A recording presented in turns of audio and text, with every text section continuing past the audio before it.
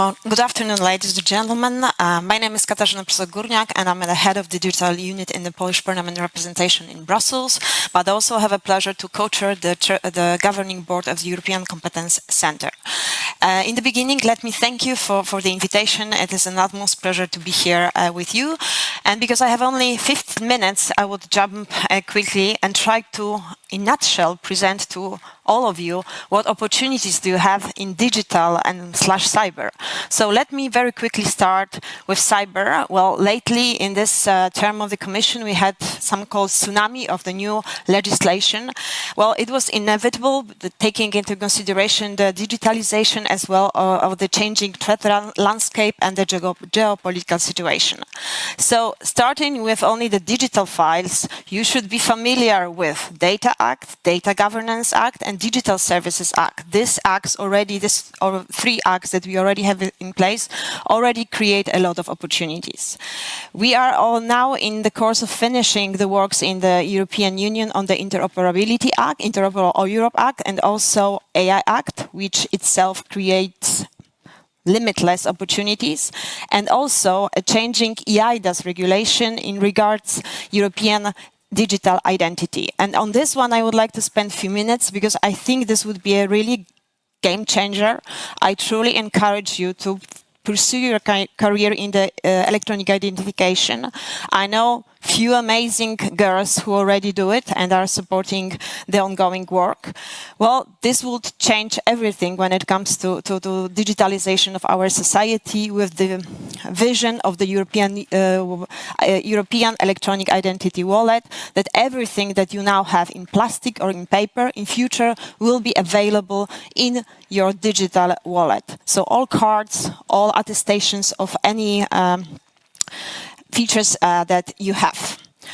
So now going to cyber. So just to give you the example, in 2016, we only had NIS 1 now directive, and it was 30 pages.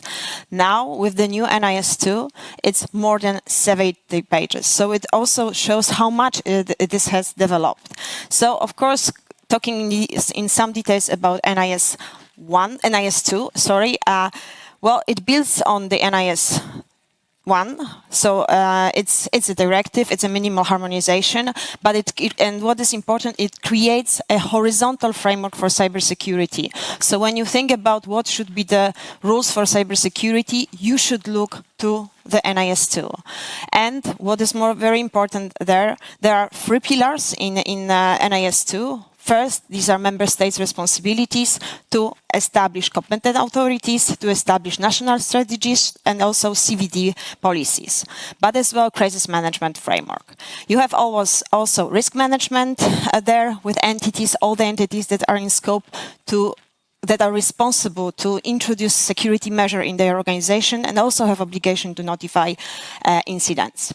And as well, you have some cooperation mechanism between member states, but as well between entities. Well, what is super important is that NIS 2 expands truly the scope of the directive. We have the distinction between essential and important entities. We have 2 annexes with the sectors, many new sectors. So hopefully you will have time to look at this and check if the entity that you are involved in is in the scope or not. But NIS 2 is not the only regulation that we have in the cybersecurity. We have also Cybersecurity Act, which states the mandate for ENISA, EU Cybersecurity Agency. I truly encourage you to follow the website of ENISA. You have tremendous amount of very interesting readings. There are many reports on the most difficult and up-to-date topics. And you also have a scheme for certification. And there's a cybersecurity certification. And there's an ongoing work when it comes to producing the cybersecurity schemes for certification. Hopefully soon we will have some EUCC, EUCS, also 5G. And talking about, at the same time, there's an ongoing work on standards to make sure that, because without standard it will not work. And talking about standards, I can smoothly go to another piece of legislation that we are currently working on. It's the Cyber Resilience Act this time. Well, this is the piece of legislation that sets up the cybersecurity conditions for everything what is connected to the internet. What is important, in NIS2 you have a size cap rule, so not all entities that are mentioned in sectors will be in the scope. Only those that are middle or big size. But when it comes to Cyber Resilience Act, anyone who produces the products mentioned in the regulation will be covered. So I truly encourage you also to look at this. We are finalizing the work, and this is the view of the Spanish ambition of the Spanish presidency to finalize the works now. Moreover, we are also working on the Cyber Solidarity Act, which creates a framework for cooperation on cyber threat detection, and also creates a so-called cyber reserve to enhance our possibilities to react to large-scale incidents and crises. I have to also mention about the European Cybersecurity Competence Center. This is a vehicle to enhance European cybersecurity industry. And this is an entity with a seat in Bucharest that is responsible for implementation of the Digital Europe Cyber Part funds. So you can receive funding from the Center for different digital cyber, but mostly cyber project. But at the same time, you have 27 national coordination centers at the national level who are supposed to operationalize and also orchestrate the community at the national level, gather the information from them, and send it up to the center when we can create the hollow vision. So this is only, let's say, general legislation. We, of course, also have a sectoral legislation. So if you are working in a financial sector, you will know about DORA. And we have also discussion on the space law, and we have also discussion on the energy sector. And also, we all know how much that the problem are skills. We lack skills. So there's another initiative at the EU level. This is the Cybersecurity Skills Academy, where together with ENISA, we are working with the ECCC, the center at ENISA, and the Commission to operationalize this idea. This would be the framework, the platform to gather all the information about trainings, about certification, and also to operationalize the European Cybersecurity Skills Framework. Another piece of work made by ENISA that I encourage you to look at and read. If you don't know what you could do in cyber, please check out the European Cybersecurity Skills Framework. There are 12 roles where more or less the responsibilities are described, so you can learn what you can do in cyber security.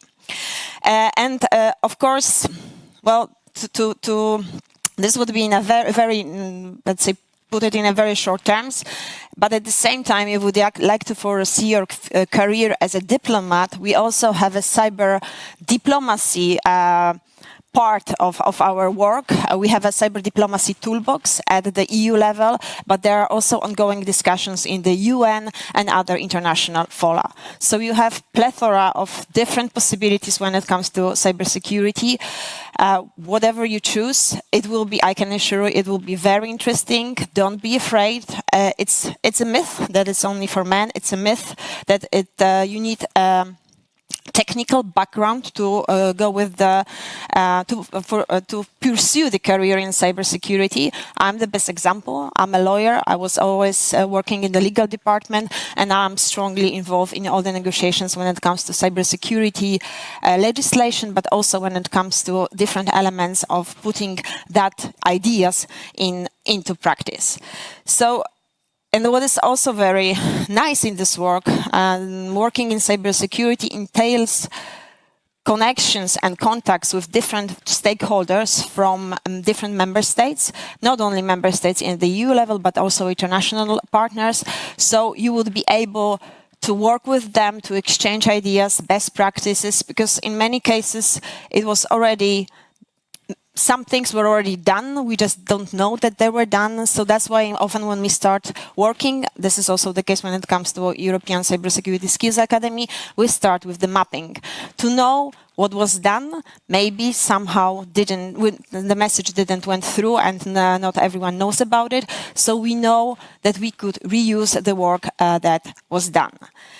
And personal message from myself, just don't be afraid. You don't have to know everything. In fact, there's so much when it comes to cybersecurity. It is impossible to know everything.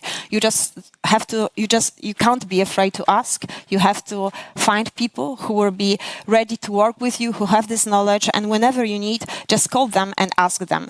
And if you have any ideas, this is what I always do, just exchange those ideas and discuss those ideas with open-minded people who have the knowledge, because through the discussions and through presenting and discussing your ideas, the best outcome comes.